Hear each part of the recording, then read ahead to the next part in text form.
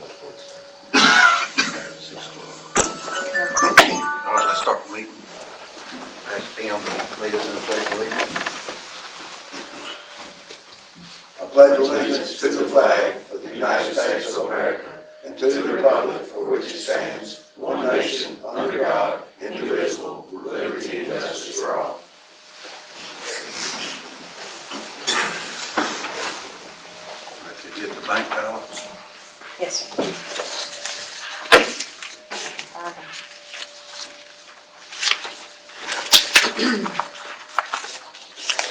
In the general fund, $591,343.84. In the sewer general fund, $216,016.09. Municipal court fund, $28,848.94. Corrections, $5,054.49. Cash bond, $7,646.10. Judicial, $4,319.96. 4 and 5 cent gas, $27,116.62. 7 cent gas, $10,052.20. Rebuild Alabama, $54,396.12. Sewer customer deposits, $34,409.40. Sewer capital, $489,946.55. CDB grants, $34.04. American Rescue Plan Act, $268,641.68. Capital savings, $26,109.63, for a grand total of $1,763,935.66. Can I get a motion to approve the bank balance In minutes. and the minutes? Motion to approve previous bank balances and minutes. A motion by Scott. Second. Second, Mr. Tim. All in favor? Aye. Yes, you're up. Okay. So just want to give the council an update on a couple of projects and things that are happening in the city. I know one thing that's been on everybody's minds is the roads in Gingerwood subdivision. And I think last month there were a few residents that came and spoke about the condition of those roads and what's happening there. So we have spoken with Hyde Homes, who is actually building the homes within that subdivision still. I think there's one lot that's either remaining or started construction on, but they're nearing completion on that project overall. So unfortunately, a lot of the ordinances that are put in place to kind of protect the city infrastructure, including the roads, from development activities, were not in place at the time where that phase of Gingerwood was approved by the commission. So where that leaves us, it really leaves the improvements to those roadways to be on the city to fund some way to fix. So I met out there with Tim last week, and we looked at a number of issues out there. It appears that there are some sections that somebody's done some work with. I think the county has put some base back in there and compacted it down. There's a few ruts and some potholes, but overall, the condition of that, to repair that, I would say you need to look at just putting an asphalt coat on that. So what we talked about was the baby binder application, which is a little more structural sound than a wearing surface. It's a little less aesthetically pleasing, but it will give you a better product long-term to maintain the structural capacity of that roadway. So I don't mean to make light of how simple those repairs may be, or the condition of the road. I say small potholes.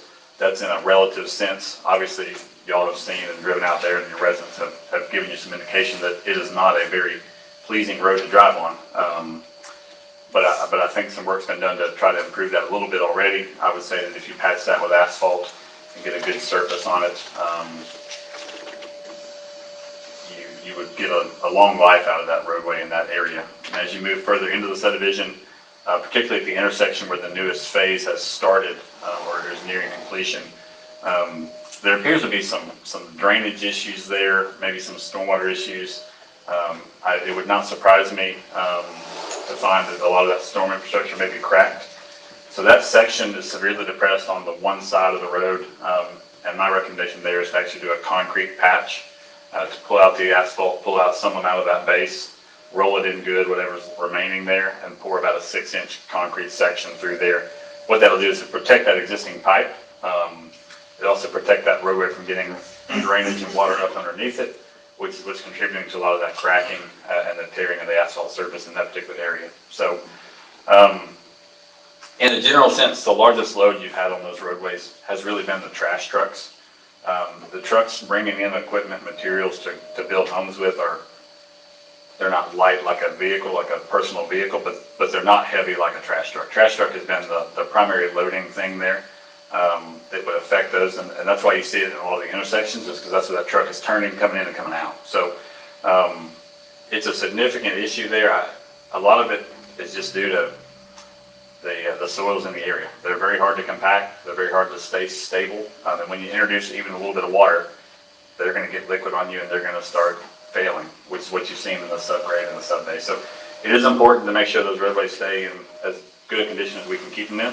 I did talk to Tim too about doing maybe some asphalt crack sealing. So what that looks like is an asphaltic product that gets heated and you lay it in the cracks and it tries to seal that crack off from water intrusion.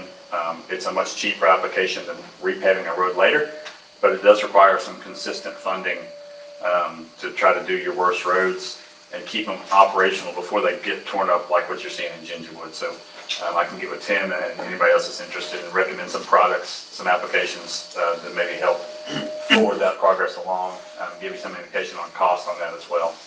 It winds up being, depending on how much you do, the more you do at one time, the more economical it is.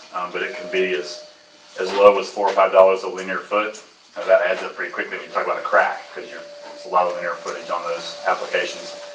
So even in one stretch of roadway, you have 12-foot wide lane, you may have a couple thousand feet of cracking that you got to fix. So it can add up quickly, but you're low dollar per linear foot, and it can go higher than that if you got a smaller section, just because it does require some product to be ordered and crews on site to do that and things like that. So with respect to Gingerwood, I think Tim and I have outlined a plan to try to look at what that would take to fix those two main sections.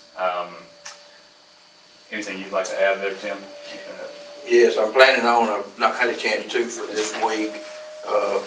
Sometime before next council meeting, I plan to get with you, Terry, set up a meeting with you and Nick with YNS that does a lot of our road work, and us meet back out there and get a final plan and maybe let him get us some cost analysis to present to the council for the next meeting.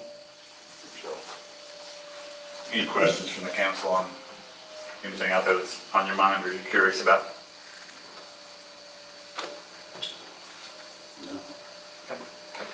An update on the wastewater treatment plant project. So that is moving along. We've completed topographical survey and a boundary survey of that area. Picked up all the existing utilities. I've met with Bill Thomas on the existing plant and how we would maybe replicate a piece of that on the new parcel. Geotechnical analysis has started as well. The borings are complete. They're in the lab now doing the field analysis. Reached out to the structural engineer. He's working on some loading information to try to balance the geotechnical report to give some indication of the foundations that may be required to support a treatment plant on that site. One of the things that Bill and I talked about was based on the way that report comes back, we want to make sure that we're careful in considering the cost of maybe building on that site versus another site that may be possible or potential. So as you cross Sneed Avenue south, there seems to maybe be some potential to work with that property as well. And that may be a little bit drier. It's a little further away from the river. So depending on the geotechnical, that's going to tell us really what direction we're headed. It may be that we see that report and say, hey, the cost to build here is extremely high, and enter into some discussions on that southern landowner to see if there's a possibility to either switch properties or do something there to make it more economical to build the plant. If that's not the case, we'll continue on right away with structural design as well as site design. So we've got a pretty good plan already on what needs to be put out there. The structural's on board working. So to date, we have not actually invoiced the city at all for the work ongoing. Our first invoice for that will come at the end of this month. And we'll work with ADEM to figure out how that gets reimbursed to the city for payment to the A&E staff. So that'll be upcoming. But progress is moving forward. We're not at the point where we're seeing a lot of structural plans and things come in yet, but we're fairly close, pending the outcome of the geotechnical investigation. So a lot of movement, a lot of conversations and discussions between the team on that right now, the engineering staff. And that should start to come together with some solid answers as we get that report back, which should be, given Thanksgiving next week, should be within the next 2 weeks. I expect to see that full report. Obviously, anybody here is welcome to a copy of that. It's something you guys are funding at the city level if you're interested in looking at that at all. But we'll give you recommendations and a path forward from there. Any questions on the progress of that project? CDBG project, I think there's a resolution in your packet tonight to award that to the low bidder. Just a quick recap of where we are on that. Bids came in on the initial project. They were extremely high, much too high to fund. We entered into negotiations with the lowest bidder without reducing scope and without removing any of the beneficiaries outlined in that project to ADECA at the state.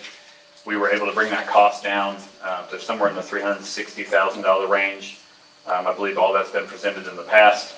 This final resolution will allow us to actually enter into the official contract and give notice to proceed to the contractor to begin work. The contractor is very eager to start. They're already working with me. They've already provided all their bond forms to initiate that contract. They have signed it. They have sent it back to the city. We're just awaiting the resolution be passed, and then the mayor can date that contract and issue a notice to proceed. We'll have a pre-construction meeting on that. That could be as soon as next week, pending mayor's schedule, coming back from vacation, and then of course Thanksgiving holiday there.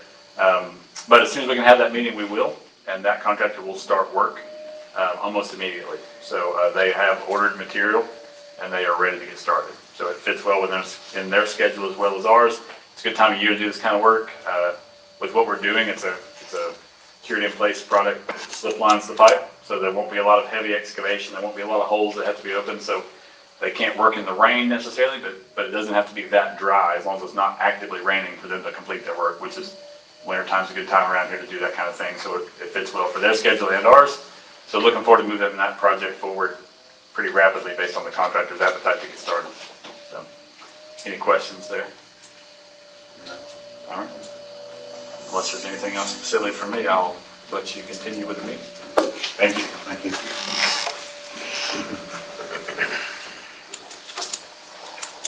Okay, next on the agenda is the resolution he was just talking about, 22-038. Resolution to award a bid for community development block grant project SM-CM-TF-21-001. Need a motion to consider. Motion Motion to approve. motion to approve on this. Motion to approve resolution 22-038. Motion by Scott, Second. second by Terry. All in favor? Aye. Next resolution is 22-039, a one-time, I'm not gonna spell that word or say that word, but it's a fee increase for employees.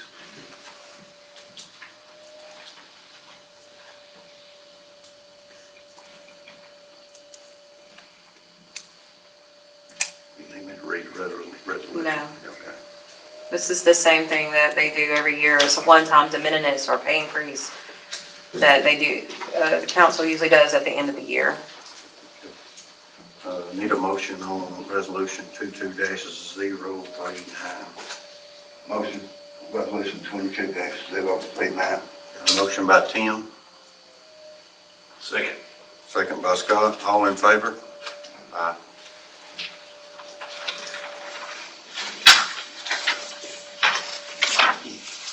Next, we have an ordinance 22-027, regulation of short-term rentals. This was presented about a month ago at the council meeting, and there were some questions that came up. It's been reworked by James Mann, the councilman, and the two attorneys, and myself a little bit, and this is the final draft that is being submitted tonight for approval. The only real changes, just so y'all know, is we changed some of the language in the top where you still have to report when you fill out your application out, but we also put some language in that also has to be posted on site as well. If we decide to collect that information later, we can figure out what to do with it. A few little changes to just some small things through it. The one, mostly just cleaning up language that fits us better. The only thing we did not have a good handheld on, and this is some follow on Tim a little bit to help us figure this out later, but it doesn't have to be a part of this, it just has to be part of the form when we get to it, is how do we define occupancy for a short-term rental? And so basically the language in here just says not to exceed whatever is set at the time of the permit. And so once you figure out the right way for us to do that, we'll put that language on the permit so they will know, so there won't be any question as to how we do it going forward. So those were the only real changes made to it. Any other questions on this? Okay, I need a motion to consider. Motion consider. Second. Got a motion by Terry, second by Tim. Next, I need a motion to approve. You gotta vote all or no or whatever, all in favor All in favor, say aye. to consider, okay. Okay, now I need a motion to approve. Motion to approve. Got one by James, Second. second by Tim, all in favor? Aye. Okay.